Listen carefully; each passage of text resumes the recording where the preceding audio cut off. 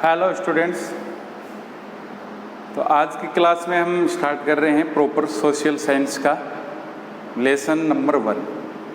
इससे पिछली क्लास में हमने पढ़ा था कि सोशल साइंस का सिलेबस क्या क्या है। जिन बच्चों ने वो क्लास नहीं देखी है तो स्टडी मटेरियल में जा कर के आप देख सकते हैं कि अपना पाठ्यक्रम क्या क्या रहेगा, सोशल साइंस को किस प्रकार से सोशल सब्जेक्ट में बांटा गया है। जैसे हिस्ट्री है, पॉलिटिकल साइंस है, जियोग्राफी है, इकोनॉमिक्स है, 4 पार्ट्स में आपके बांटा गया है। तो इसके फर्स्ट पार्ट की हम बात करेंगे जो है अपना हिस्ट्री, इतिहास। तो देखिए, इतिहास को थोड़ा सा समझने की ज़रूरत है।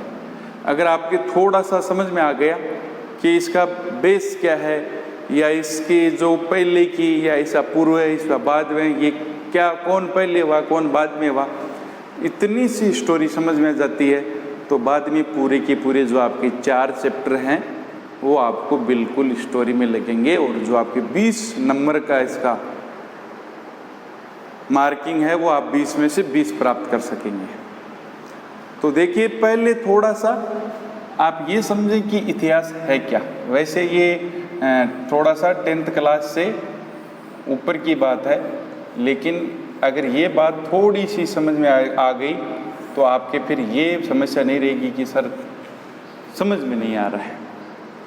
तो पूरा जोड़ करके लास्ट तक आप क्लास को देखेंगे। इतिहास कहते किसे, ये बात भी आपसे नहीं पूछी जाएगी, लेकिन ध्यान रहे बीता हुआ काल ही इतिहास है। यानी पहले हाथ यानी बीत चुका, जो पहले बीत चुका है वही इतिहास है। लेकिन सर कब बीत चुका, तो आपने 9th में बेटा फर्स्ट चैप्टर में पढ़ा था विश्व की सभ्यताएं, और उस सभ्यता में एक सभ्यता अपनी भी थी और उस सभ्यता का नाम था सिंधु घाटी सभ्यता, या हम इसको कह सकते हैं सिंधु सभ्यता। ये पढ़ा था आपकी बुक में। उसके अलग अलग टाइमिंग भी दिया हुआ है, कहीं पर 3250 से 2700, लेकिन इसका जो ज़्यादा ऑथेंटिक टाइम है वो है इसका 2350 या इसका 2350 ईसा पूर्व से लेकर के 1750 ईसा पूर्व तक का जो काल रहता है वो क्या रहता है, सिंधु घाटी सभ्यता का रहता है। तो सर इससे पहले क्या हुआ, इससे पहले पाषाण काल रहा था, उससे पहले तो पृथ्वी का भूगर्भिक काल रहता है, और इसके बाद में, तो इसके बाद में ताम्र पाषाण काल रहा था। यानी पहले पाषाण पत्र, मनुष्य पत्थर से जानकार हुआ, फिर धातु से हुआ, फिर धीरे धीरे उसने अपने आप को डेवलप किया तो वो किस में आ गया, सभ्यता में आ गया। तो अब ये सर आ तो गया, लेकिन इसकी कंटिन्यूटी कहाँ से स्टार्ट होगी। तो देखिए, मैं आपको थोड़ा सा एक टाइम पीरियड से समझाने की कोशिश करता हूँ, उससे आपके समझ में आ जाएगा कि सर ये ईसा पूर्व कहाँ से आया। तो जब से स्टार्ट हुआ तब से लेकर के आज तक का, तो एक बात तो आपको ये ध्यान रखनी है कि ये अपना 0 यहाँ पर रखना है, और इस 0 से हम इधर जाएंगे, और इस 0 से हम इधर जाएंगे। समझे? इस 0 से हम इधर जाएंगे तो आपका ध्यान रखना है माइनस है, और इधर जाएंगे तो आपका प्लस है। तो ध्यान दें, अगर हम इसको यहाँ से, एक बात आपको ये ध्यान रखनी है हिस्ट्री में कि 10 वर्षों के समूह को दशक कहते हैं। क्या कहेंगे हम, 1 दशक। समझे? क्योंकि और 100 वर्षों के समूह को, ये तो आपको मैथमेटिक्स में भी आता है, और 100 वर्षों के समूह को हम कहते हैं शताब्दी। अब ध्यान दें, क्योंकि ये आपके ये बात समझ में आती है तो ही, क्योंकि ये उसमें कहीं पर भी लिखा जा सकता है कि 19वीं शताब्दी के दूसरे दशक में 19वीं शताब्दी के दूसरे दशक में। तो ये छोटी सी बात ही अगर आपके समझ में नहीं आई हुई है तो आपके वो फिर ओवरलैप हो जाएगा। सर कहाँ 19वीं शताब्दी, कहाँ उसका दूसरा दशक। तो मतलब आपके ये नॉर्मल से दो बात समझ में आ गई तो हिस्ट्री की लैंग्वेज समझ में आ जाएगी। अब 19वीं शताब्दी कब होगी, तो ध्यान दें ये 100 है तो पहली शताब्दी है, 100 के जस्ट बाद में 101 आएगा तो ये दूसरी शताब्दी, 101 से लेकर के 200 तक, तो 199 तक कौन सी रहेगी, दूसरी शताब्दी। और 201 स्टार्ट होते ही तो आप क्या दिमाग लगाते हैं कि यहाँ पर 201 का मतलब दूसरी शताब्दी है, नहीं, ये पहली शताब्दी थी। ये यहाँ पर ध्यान दें 101 या 100 के जस्ट बाद का लेकर के 200 तक दूसरी शताब्दी, 201 से तीसरी, और जैसे ही 299 या 300 पूरे होते हैं और 301 आते ही चौथी शताब्दी, क्योंकि पहली शताब्दी, दूसरी, तीसरी और चौथी शताब्दी। अब ध्यान दें हमारी बात थी 19वीं शताब्दी, तो कहाँ पर 1801 में कहाँ हो गए हम, 19वीं शताब्दी के दूसरे दशक में, मतलब 1820 में। या दूसरा दशक कब से स्टार्ट होगा, 1811 से लेकर के 1820 तक का है, ये 19वीं शताब्दी का दूसरा दशक है। तो यहाँ पर ध्यान दें 19वीं शताब्दी थी, और जैसे ही 1901 आ जाता है, 1901 से लेकर के 2000 तक कौन सी थी, 20वीं शताब्दी, और 2001 से कौन सी शुरू हो गई, 21वीं शताब्दी। 2001 से कौन सी हो गई, 21वीं शताब्दी। ये तो समझ में आया। वर्तमान में हम पढ़ते हैं कि हम 21वीं शताब्दी में जी रहे हैं, तो ये 21वीं शताब्दी है। तो अब 21वीं शताब्दी का कौन सा दशक, दूसरा, 21वीं शताब्दी का दूसरा दशक पूर्ण होने जा रहा है। 2020 पूर्ण होते ही दूसरा दशक पूर्ण हो जाएगा। तो ये थोड़ी सी नॉर्मल बात अगर आपके समझ में आ गई तो ये ध्यान रहेगा आपको कि हिस्ट्री की लैंग्वेज, दूसरा प्लस पॉइंट इसमें ये रहता है, अगर ये लैंग्वेज आपके समझ में आ जाती है तो ये प्लस पॉइंट रहता है कि अगर बाय द वे आपको कोई सन याद नहीं है तो अब आप क्या करें, सन याद नहीं है तो आप यहाँ पर इस लैंग्वेज का उपयोग कर सकते हैं। जैसे किसान आंदोलन में कर सकते हैं, किसी भी राजा के कर सकते हैं, कि भाई किसी भी राजनीतिक आंदोलन में कर सकते हैं, कि भाई 20वीं शताब्दी के प्रथम दशक में या 20वीं शताब्दी के प्रारंभिक काल से ही पूरे भारतवर्ष में किसान आंदोलनों का आगाज हो गया था। तो और वो आपका ज़्यादा बेहतर उत्तर माना जाता है, इसलिए प्रॉपर आपको ईस्वी सन 150 याद होते हैं, इतने में चल जाता है काम, समझे। ये उन बच्चों के लिए मोटिवेशन है जो जिनको ये डर रहता है सर सन ईस्वी याद नहीं होती है, हम कंफ्यूज हो जाते हैं। लेकिन ये आपकी हायर लैंग्वेज है, इसमें सन लिखने की कोई आवश्यकता नहीं है और उत्तर सही माना जाता है। तो चलिए इस अपने टाइम टेबल पे चलते हैं। इधर जाएंगे माइनस होगा तो 0 के इधर जाते हैं, मतलब ईसा से पहले, और आपका हो जाएगा ईसा पूर्व, और इधर आते ही आपका हो जाएगा ईस्वी सन, और इधर जाते ही ईस्वी सन से पहले। अब ईस्वी सन से पहले वैसे ही जहाँ मैंने आपको दशक बताए थे उसी प्रकार से आपको दशक में जाना है, तो यानी 100 वर्ष का एक दशक, और इधर जाएंगे तो 200, क्योंकि अपन को इधर जाना है, जाएंगे तो 300, 400, ऐसे ये प्लस होता जाएगा कहाँ तक, अनंत तक। जब क्या हुआ, पृथ्वी पर जीव की उत्पत्ति हुई, वहाँ तक चला जाएगा। और इसमें अपन को जो जानकारी स्रोत मिलते हैं वो लगभग 5000 वर्ष पूर्व के मिलते हैं। तो लगभग 5000 वर्ष पूर्व से स्टार्ट हुआ, तो इसमें मनुष्य का पाषाण काल रहा, प्रारंभिक काल रहा, और ये धीरे धीरे क्या हुआ, बंदर से बाद में आदि मानुष रहा, बाद में धीरे धीरे इसकी क्या हो गई, पीढ़ी परिवर्तित होती गई, और ये आधुनिक मनुष्य की ओर इसका विकास होता गया। और तो यहाँ पर आई थी आपकी वो सिंधु सभ्यता, समझे। 2350 से आप 1750 तक, इसके बीच का जो टाइम है वो लगभग 250 वर्ष है, वो अभी तक ज्ञात नहीं है। यानी 1750 से लेकर के 1500 तक का जो समय है वो अब तक ज्ञात नहीं, क्योंकि इसमें अपन को अभी तक कोई जानकारी के स्रोत नहीं मिले हैं। हिस्ट्री में कहानियाँ नहीं होती हैं, अपन को अपने अभिलेख से या अपने साहित्यिक स्रोतों से, गुहालेखों से जो प्रमाणिक स्रोत मिलते हैं उनसे अपन को प्रमाणीकरण होता है कि ऐसा हुआ था, वो ही होता है इसमें। तो ध्यान दें, यहाँ पर इसके माइनस चल रहे हैं तो 1500, यहाँ पर आपके पिछले साल नहीं था, उससे पिछले साल तो ये भी चलता था क्या, वैदिक सभ्यता। पुरानी जो आपके ये हैं 9th की बुक है उसमें मिल जाएगा वैदिक सभ्यता, पिछले साल नहीं था, इस सिलेबस से हटा दिया था। और वैदिक सभ्यता देखिए चलती है, वो चलती है आपकी 1500 से लेकर 1000 ईसा पूर्व, एक ब्रेक तो ये हो गया इसका, और 1000 से 600 ईसा पूर्व एक काल ये हो गया इसका, 2 काल है।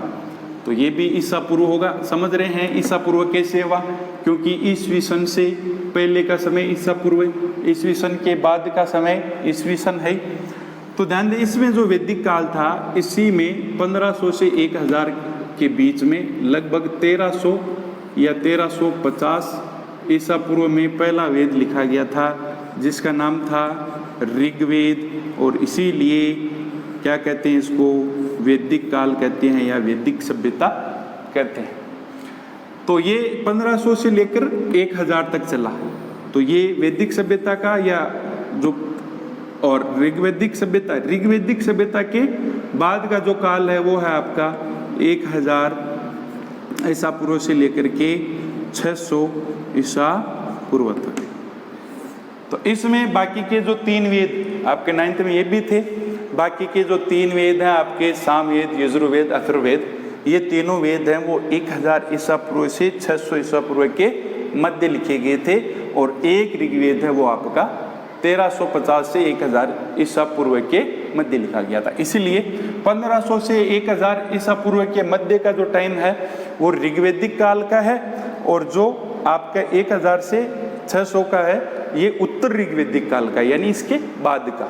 तो ये पूरा हो गया, वो हो गया आपका वैदिक काल या वैदिक सभ्यता 1500 से लेकर 600 तक। ये तो थी 10th से पहले की बातें, जो अब तक आप 7वीं, 8वीं, 9वीं क्लासों में जहाँ तक है छोटे छोटे टॉपिकों में या जैसे भी आप पढ़ा है, आपने सुना है, तो उसकी कंटिन्यूटी का ये तो पूरा कंटिन्यू रहेगा। ये बीच में ऐसे नहीं है कि कई बच्चों क्या प्रॉब्लम रहती है कि सर समझ में नहीं आया ये कहाँ से क्या आ गया, नहीं, पूरा कंटिन्यू है आपका गणित की तरह। आपका अगर एक भी जंप हो गया तो ध्यान रखना प्रॉब्लम खड़ी हो जाएगी, क्योंकि जंप नहीं करोगे तो आपको कंटिन्यू समझ में आ जाएगा। बहुत से बच्चों के लास्ट तक प्रॉब्लम रहती है कि यहाँ लिख रहे हैं तो ईसा पूर्व लिख रहे हैं, यहाँ लिख रहे हैं तो ईस्वी लिख रहे हैं। ध्यान दें, 0 के हमने टाइम टेबल बनाया, वो 0 के इधर का रहेगा और वो रहेगा ये 0 के इधर का रहेगा। तो इसमें अब तक जो आपने 9th तक पढ़ चुके हैं आप, वो पढ़ चुके हैं सिंधु सभ्यता और वैदिक सभ्यता, और यहाँ से जो स्टार्ट होगा ये अपना 10वीं के सामाजिक के फर्स्ट चैप्टर से स्टार्ट होगा, और इसको हम कहेंगे, ऊपर यहाँ लिख देता हूँ, महाजनपद काल आपके फर्स्ट चैप्टर से स्टार्ट हो रहा है, ये यहाँ से स्टार्ट हो रहा है।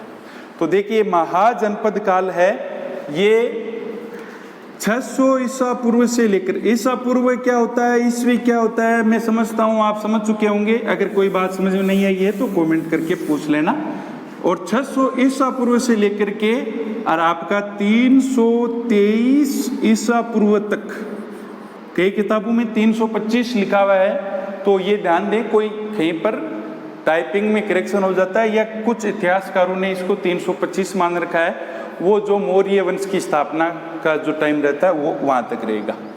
तो ध्यान दें, कंटिन्यू हमने पढ़ लिया कि यहाँ पर सिंधु सभ्यता थी, बाद में वैदिक सभ्यता थी और वेदों की रचना की गई। इसके तुरंत बाद महाजनपद काल आया, और इस महाजनपद काल का टाइम क्या था, 600 ईसा पूर्व से लेकर के 323 ईसा पूर्व तक।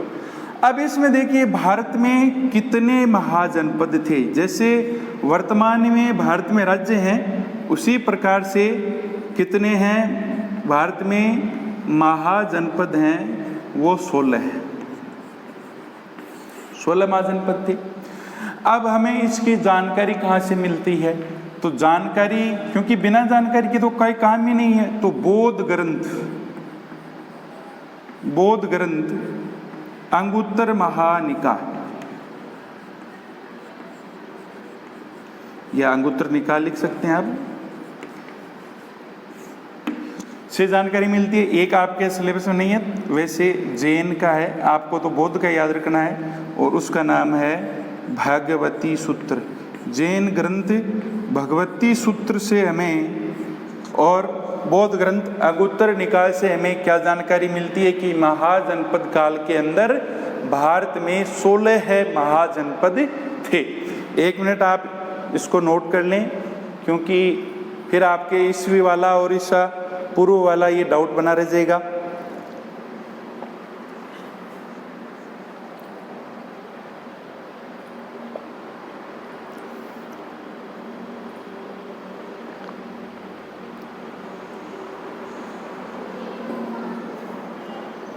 तो देखिए ईस्वी सन क्या था, ईसा पूर्व क्या था, ये समझ में आ गया। इसके बाद में महाजनपद, तो ये तो केवल समझने के लिए था, यहां से अपना प्रॉपर सिलेबस स्टार्ट हो जाता है। तो अब इसमें देखिए 16 महाजनपद थे, जिसकी हमें जानकारी बौद्ध ग्रंथों से, जैन ग्रंथों से मिलती है कि भारत में 16 महाजनपद थे। अब देखिए मैं यहाँ पर एक बार इसको मिटा रहा हूँ, क्योंकि इसके जस्ट आगे हमें महाजनपद के बाद का लिखना होगा। पहले आप महाजनपदों का, तो ये आपका फर्स्ट प्रश्न है और ये आपका होमवर्क है। और होमवर्क क्या रहेगा, वो रहेगा आपको सारणी बनानी है, एक तरफ लिखने हैं महाजनपद और ऐसे नंबर लिखा करके 16 तक, और यहाँ पर लिखनी है आपको राजधानी।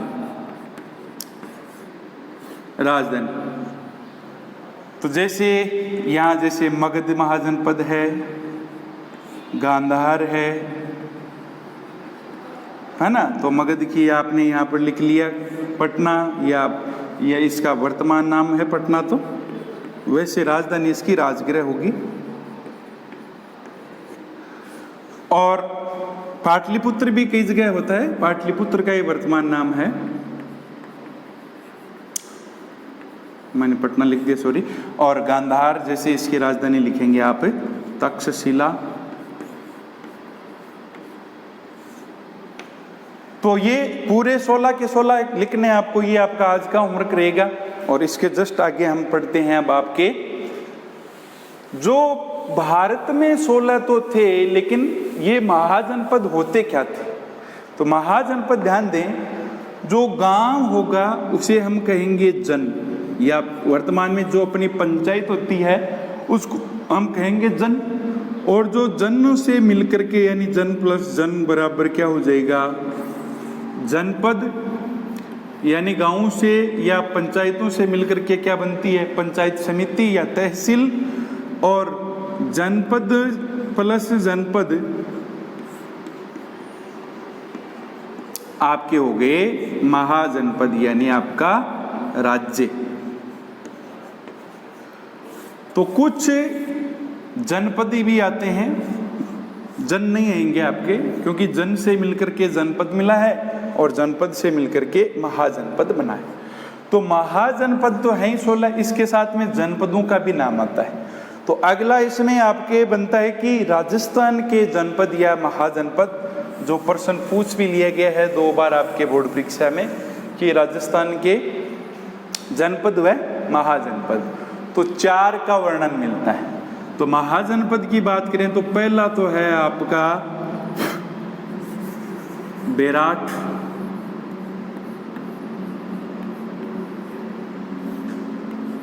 जिसकी राजधानी है विराटनगर।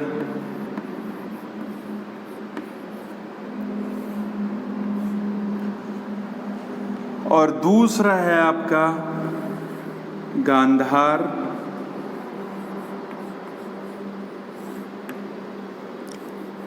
और तीसरा है आपका सीवी। ध्यान दें। और चौथा है आपका जांगल।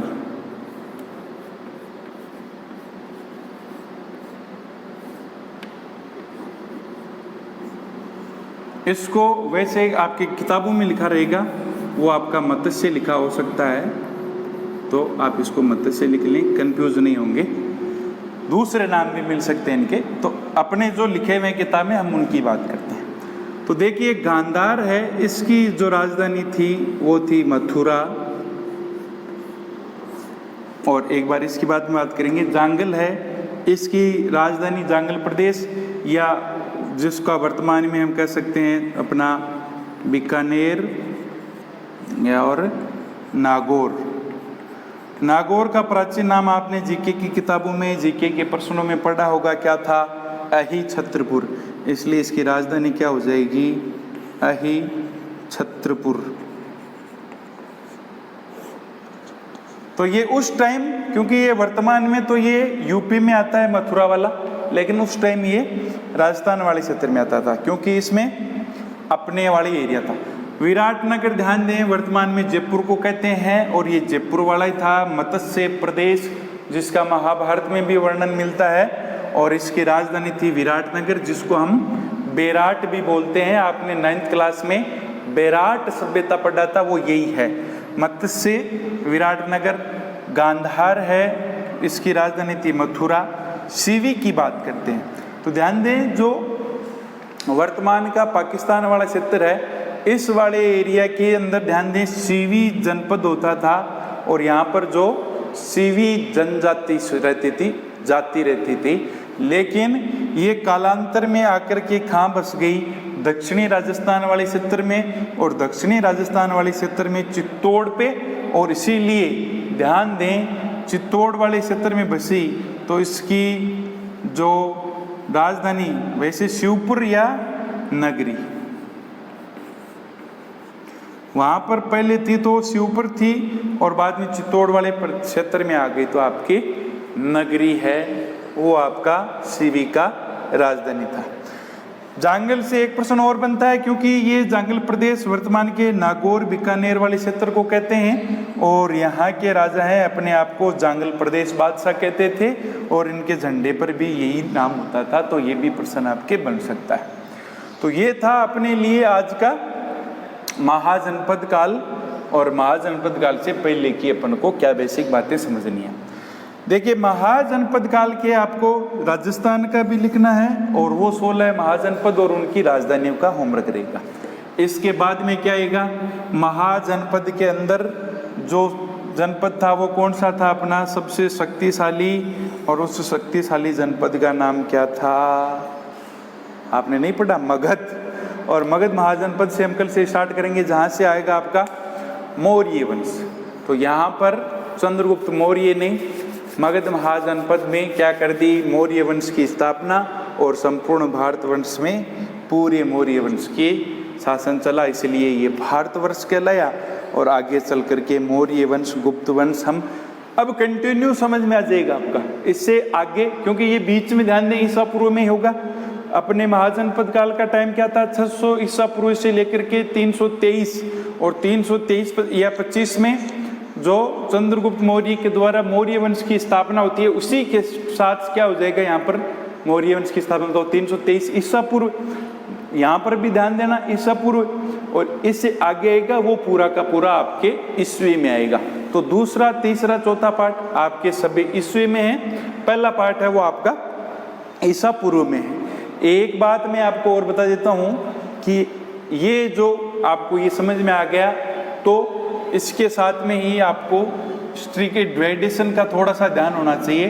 तो इसके 3 डिवाइड हैं, प्राचीन भारतीय इतिहास यानी पहले का, और बाद में मध्यकालीन भारतीय इतिहास, और बाद में आता है आपका जो तीसरा चैप्टर आता है वो आपका आता है आधुनिक भारतीय इतिहास।